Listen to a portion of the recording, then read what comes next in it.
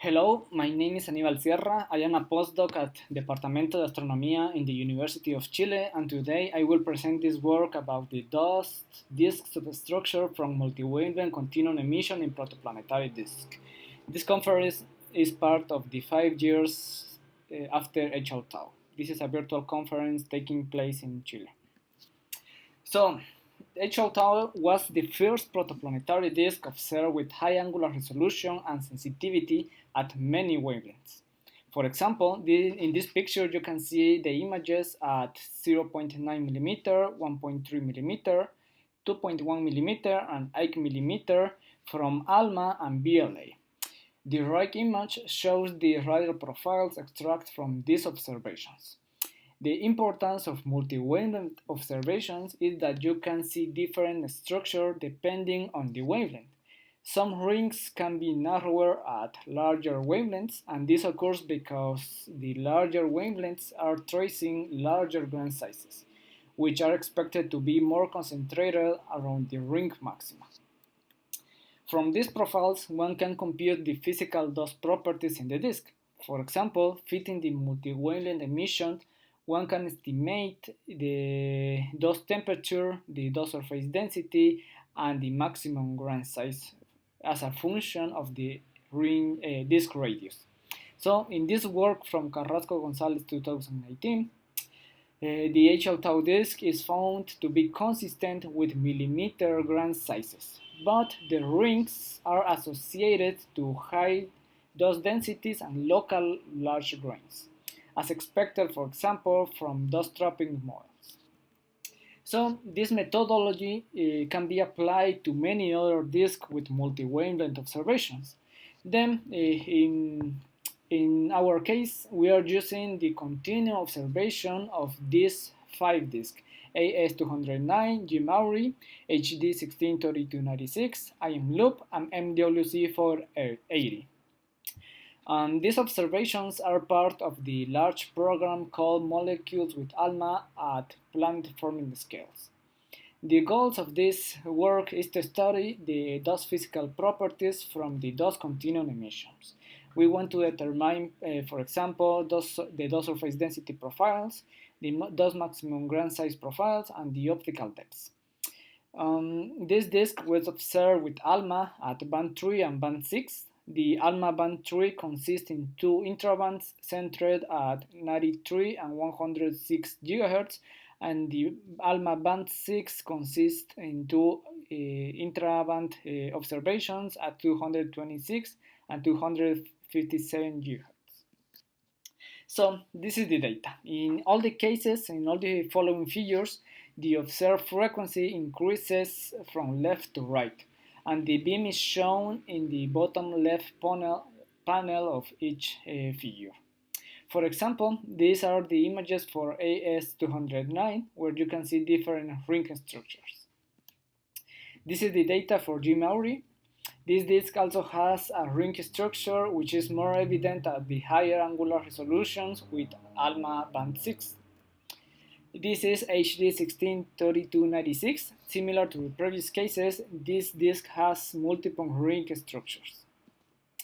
This one is IM Loop. This is the only disk in our sample with a spiral arm structure, which can be seen at the band 6 observations. And a complete study of this morphology was done in one of the deep shock papers, and in this work we are only interested on the azimutally average properties. Finally, this is MWC480, which also has a ring structure, and note that in all the cases the band 6 resolution is better than the ALMA band 3 resolution. Then this is the reason why we combine the data at band 3 in order to increase the signal to noise and have radial profiles with a higher angular resolution. This is the summary of the observations. The observations consist in 4 independent wavelengths, but we combine the band 3 observation in order to have a single dataset at band 3. And in some cases, for some disks, we combine this information with archive data, and then we convolve everything to the band 3 resolution. This table is a summary of the angular resolution for the 5 disks.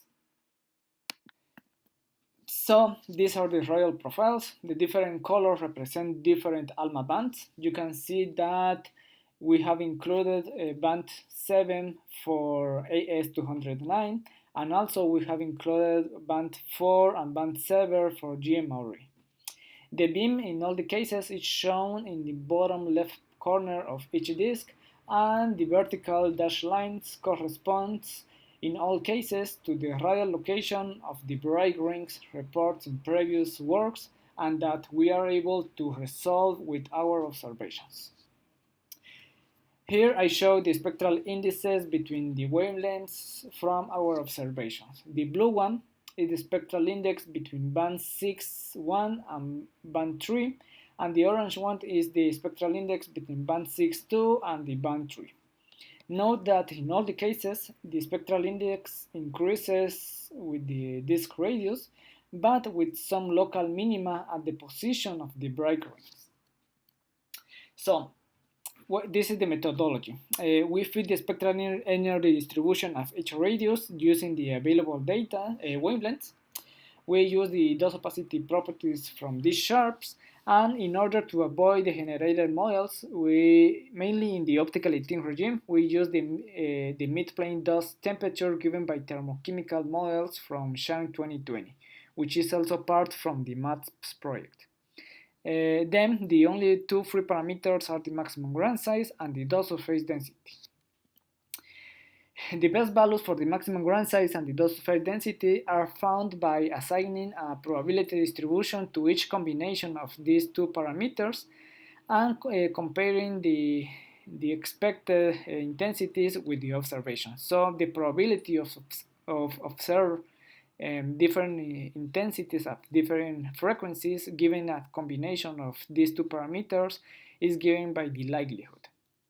So these are in the following slides I will show you the results. This is the case for AS209.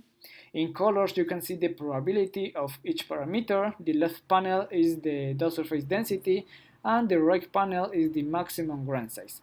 The white solid line are the best values for the dose surface density and the maximum ground size that simultaneously fit the data. And the dashed black lines enclose 95% of the probability at each radius. Note that ring positions have local dose surface density maxima and also local maxima for the ground size.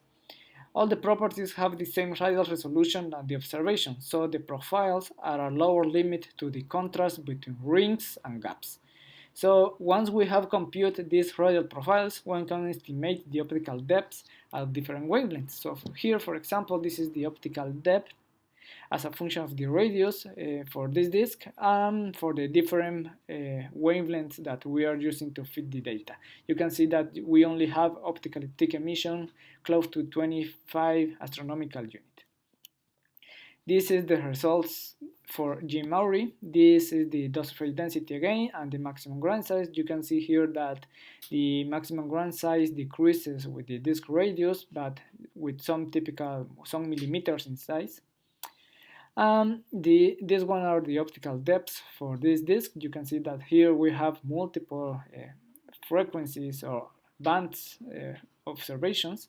So in particular, this is optically thin everywhere.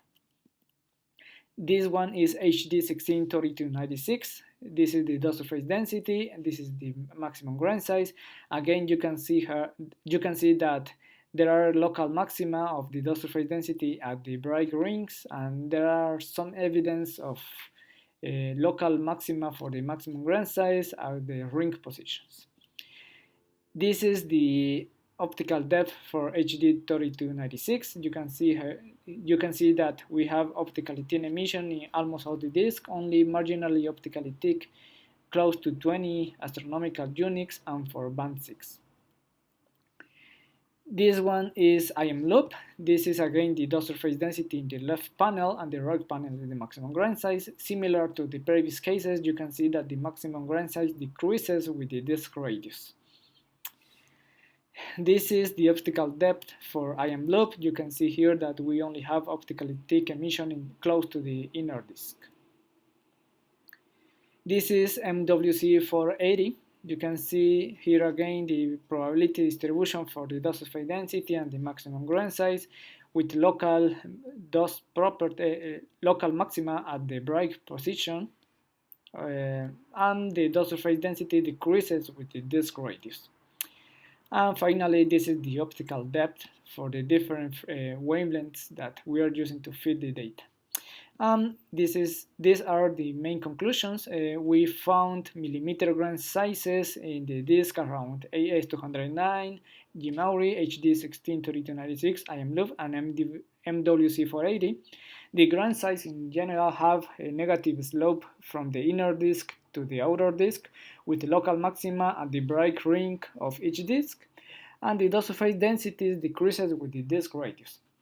They have local maxima and the ring positions. Then both the dose mass and the grain size are enhanced within the rings. So this is consistent with the dose trapping models. So thank you very much.